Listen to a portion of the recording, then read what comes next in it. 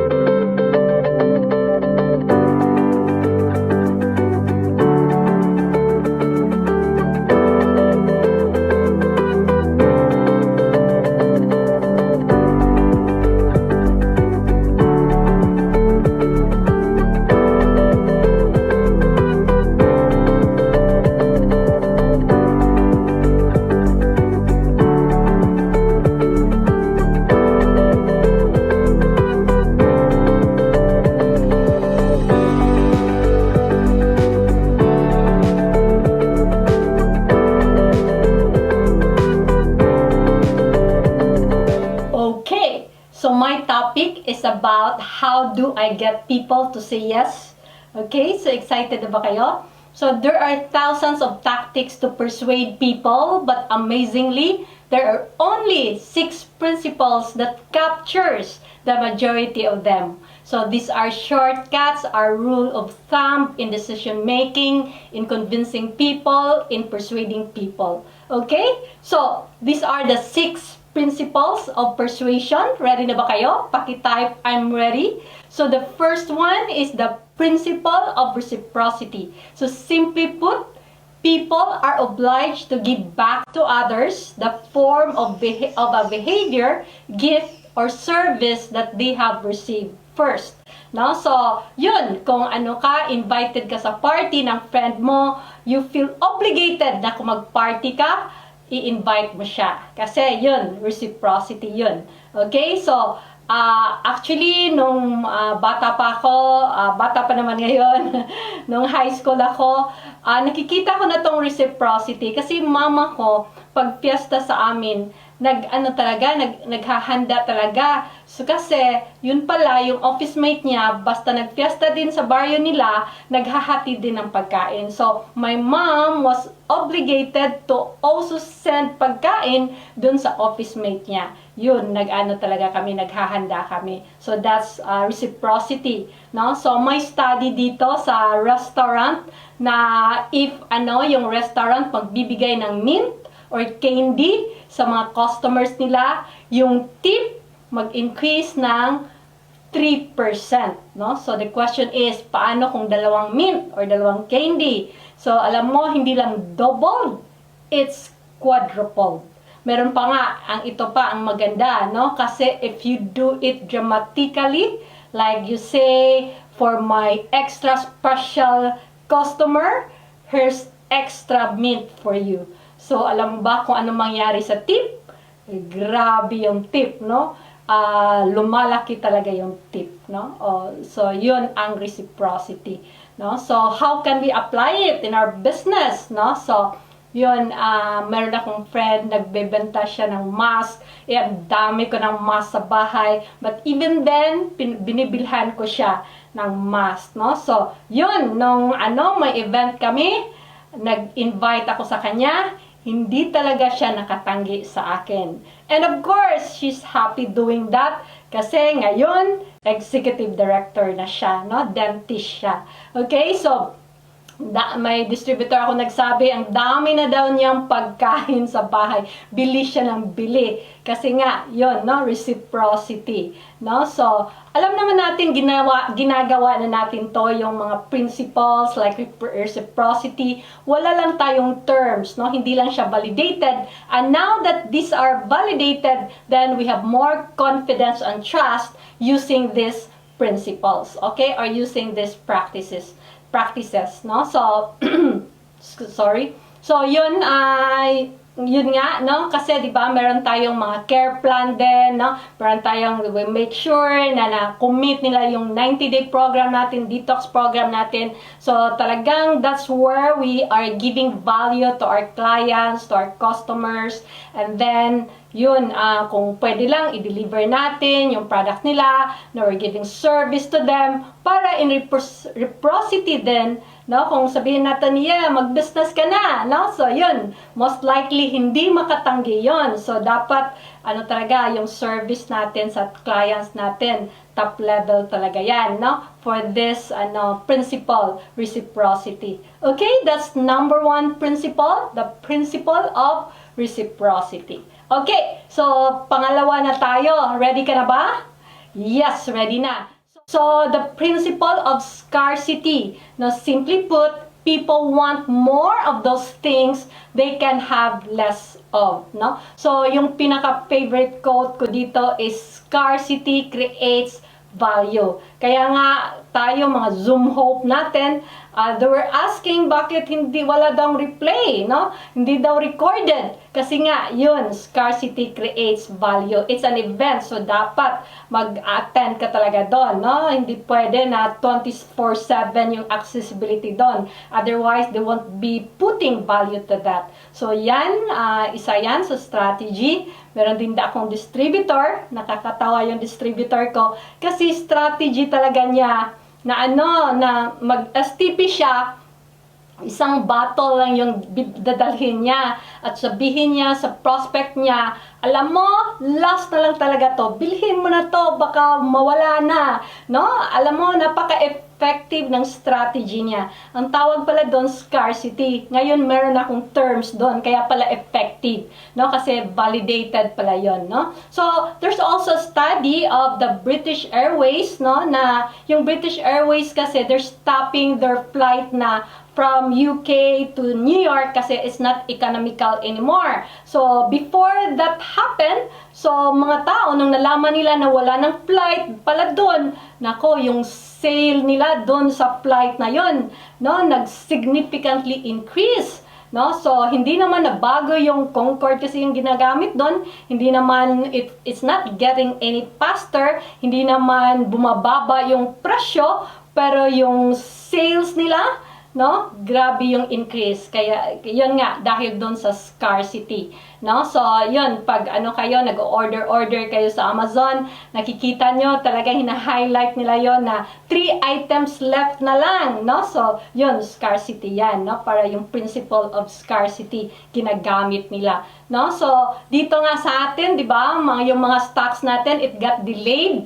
But you know what? People want more, no? Yun, that's the principle of scarcity. So, gagamitin nyo rin yan, no? Okay? So, yun, third na tayo. That was the second principle. The first one is reciprocity. The second one is scarcity. Pakitype nga sa chat box, no? Anong first principle?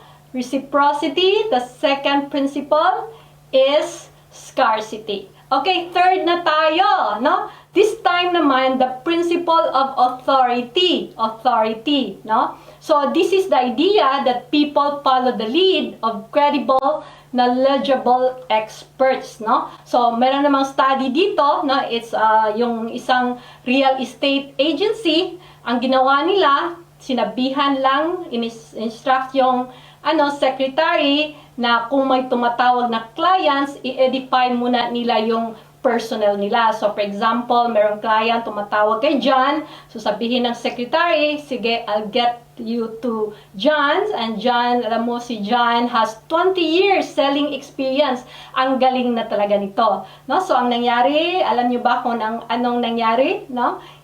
it has increased, no, their signed contracts by 15%.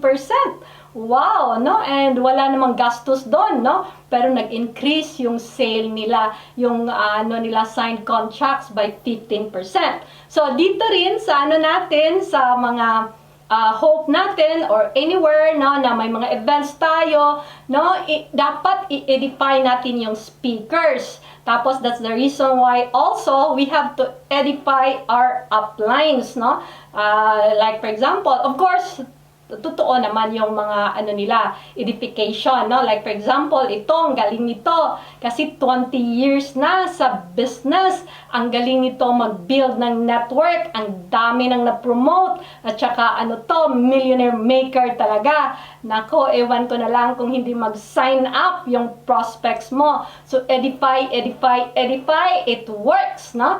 Okay, so pareho din nung yung tayo, punta tayo ng Ayala, SM, nagpa-parking tayo. So, mas tayo, comfortable tayo kung ang natin, babayaran natin ng parking dues or parking fees is yung naka-uniform, no? Kesa naka-casual lang. Kasi kung naka-casual, baka hindi to empleyado, hindi to legitimate, no?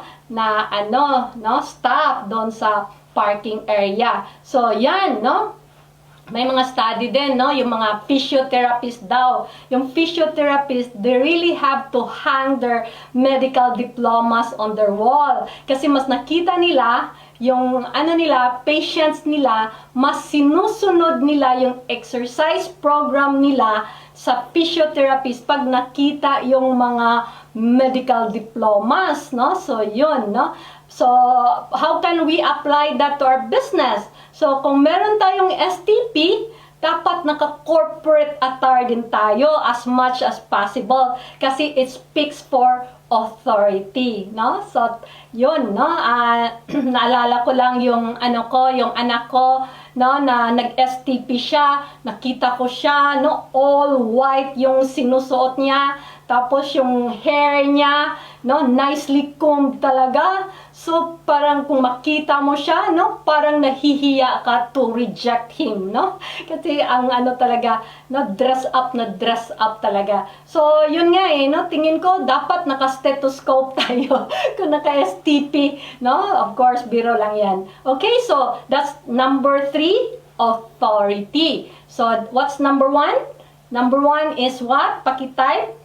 Number 1 is reciprocity. The second one is scarcity. The third one is authority. So, fourth na tayo. Pang-fourth na tayo. The fourth one is the principle of consistency. No? So, it says here, people like to be consistent with the things they have previously said or done. No? So, yun, may study na naman, no? Kasi yung isang clinic, ang daming mga missing out appointments. So, meron lang silang tinitweak sa ginagawa nila na instead ang secretary mag-write down sa appointments, it's the patients themselves na magsulat sa schedule nila, sa appointments nila. So, alam mo ba kung anong nangyari?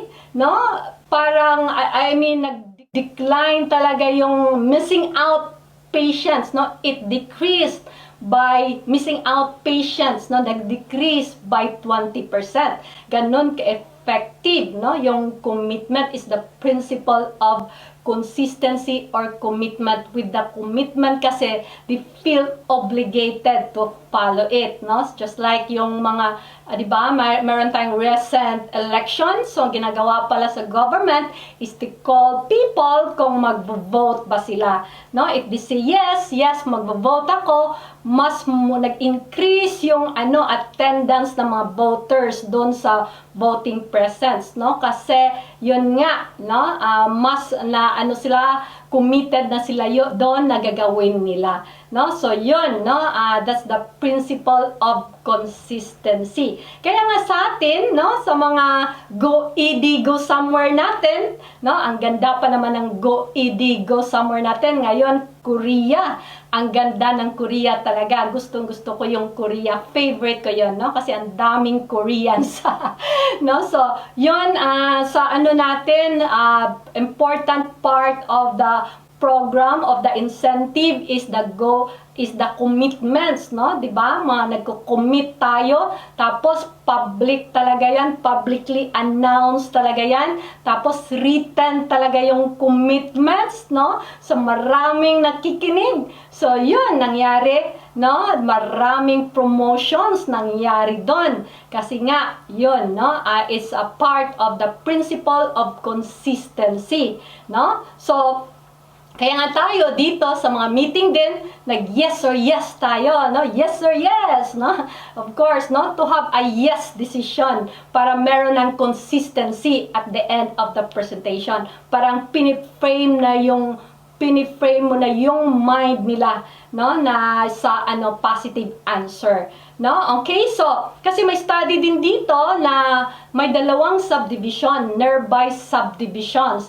Tapos, yung first subdivision, ayaw nila na, kasi yung sabi ng officers doon, dapat maglagay tayo ng billboards or signboard na drive safely. Ayaw nila kasi nakakasira daw sa landscape ng subdivision. But you know what? The nearby subdivision, yun, okay naman sa kanila na maglagay ng signboard.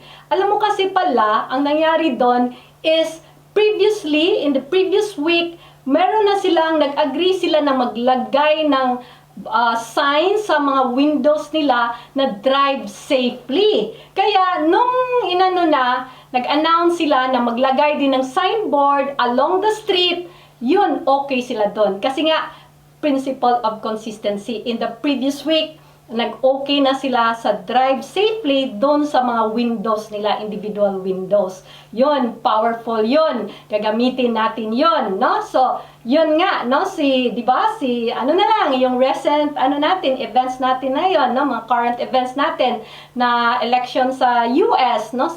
Isa sa issue ni Trump is, yun nga, hindi nagwe-wear ng mask, no? But even then, issue niya yun, no? Pa rin siya doon na talagang okay lang kung hindi mag-wear ng mask yon. Consistency, principle of consistency. So, naging consistent na rin siya doon kahit naging issue yon, no? So, yun, no? That's the principle of consistency, no? So, kung may mga tayo, dito talaga, it's part of our business to have goal setting. The beginning of the month is so powerful, and in that goal setting, may mga goals tayong siniset, no? Tapos, sa amin din, yun, naka-microphone talaga yun, yung nila, yung mga goals nila, sinasabi talaga sa harap ng audience, no? Pinapakita talaga, sinusulat talaga. So, yun, ang dami ding promoted doon. Kasi nga, no, you feel, you're committed na, and you feel obligated na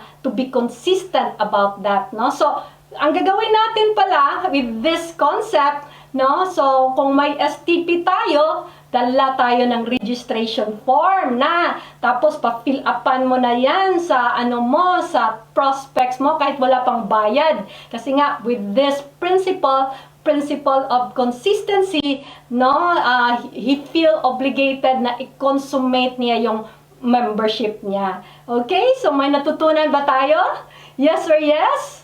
Yes. Okay. So, that's fourth principle. So, yung first, no? Para lang ma-review talaga natin, no? So, number 1 is principle of reciprocity, then scarcity, then authority, then consistency. This one naman, hindi T, no? The principle of, pwede rin, likability.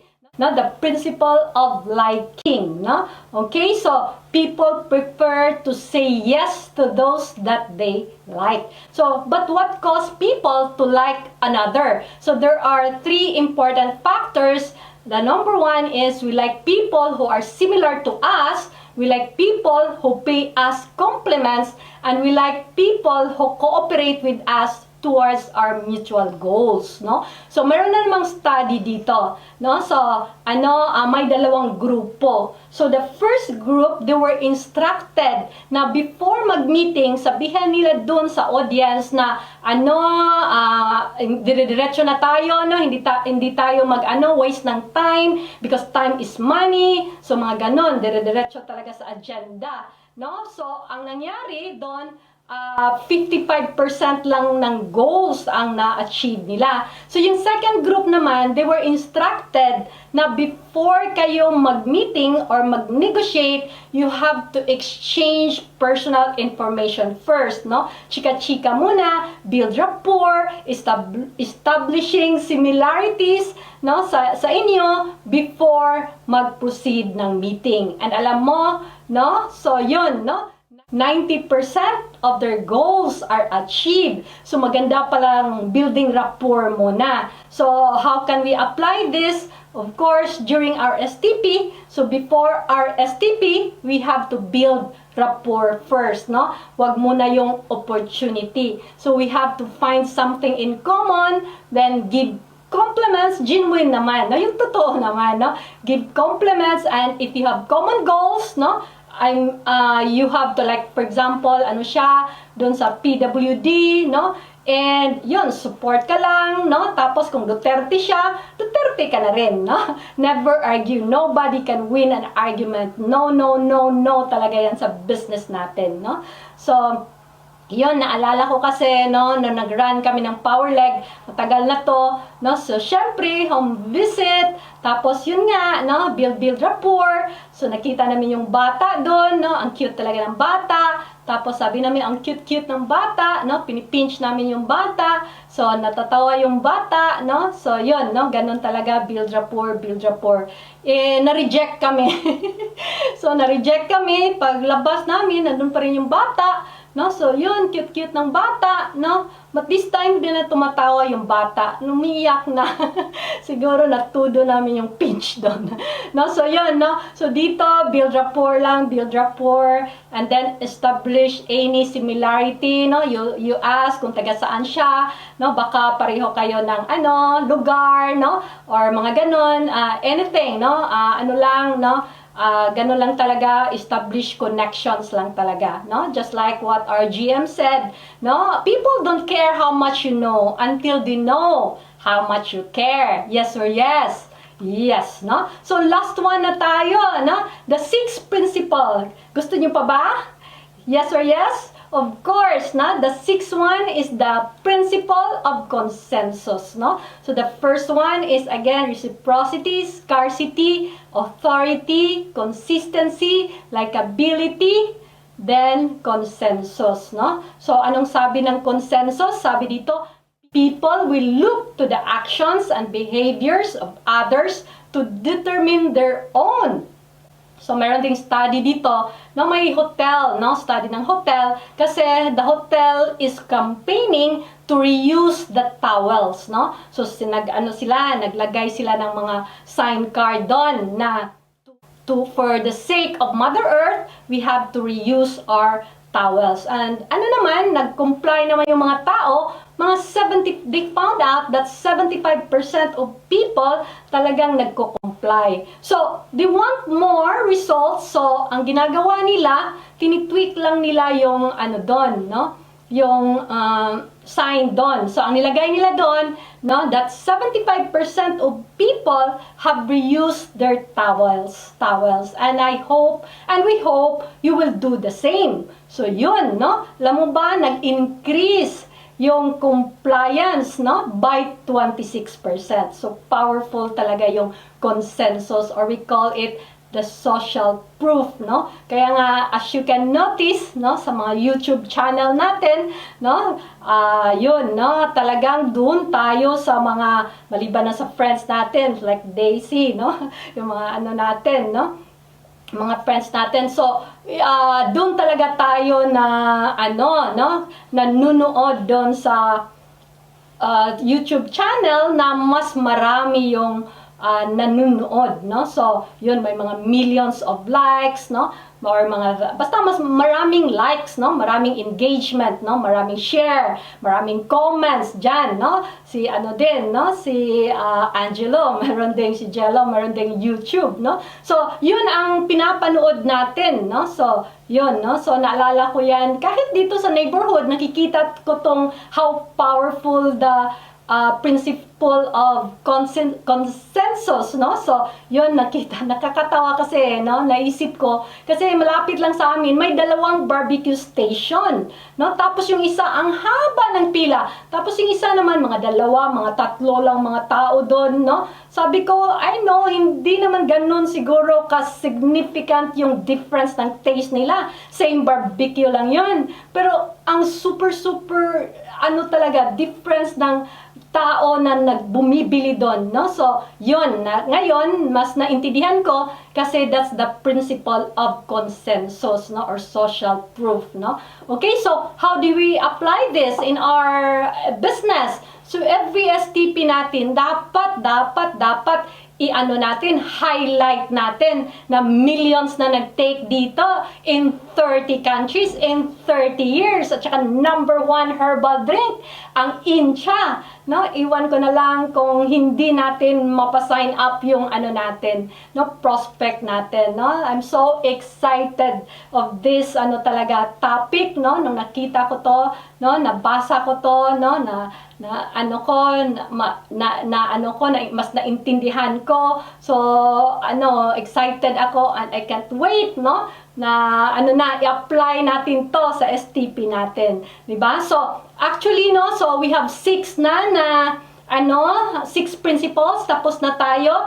And, limited lang yung time natin. So, pakilagay o pakisulat sa chat box kung anong nagustuhan mo doon na principle at saka anong na-apply mo na, tsaka ano yung pinaka-take away mo dito, no? Kasi yun nga, sabi nila, knowledge is power. Pero para sa akin, no, knowledge is not just power, knowledge is profit, no? Kasi ang dami nating profit if we apply these 6 principles, no? So, if you want to know more, so we have actually book to no? So, yan, ito yung book, no?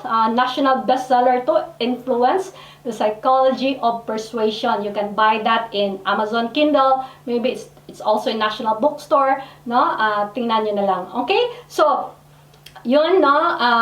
Ang ano dito, this is science talaga. So, these are validated principles, no? So, rather than relying our own styles, no? So, rather than doing it trial and error, ito na lang gamitin natin kasi proven na, validated na, no? Alam natin na nag-work talaga to, no? And this is practical and costless, no? In so many ways, costless, no? So, yun, no? And these are small ways, but it has give big difference in persuading people to say yes in an entirely ethical way. Okay, so I'm done. I hope may natutunan kayo, no? So excited ako na ma-apply nyo na to sa STP nyo, no?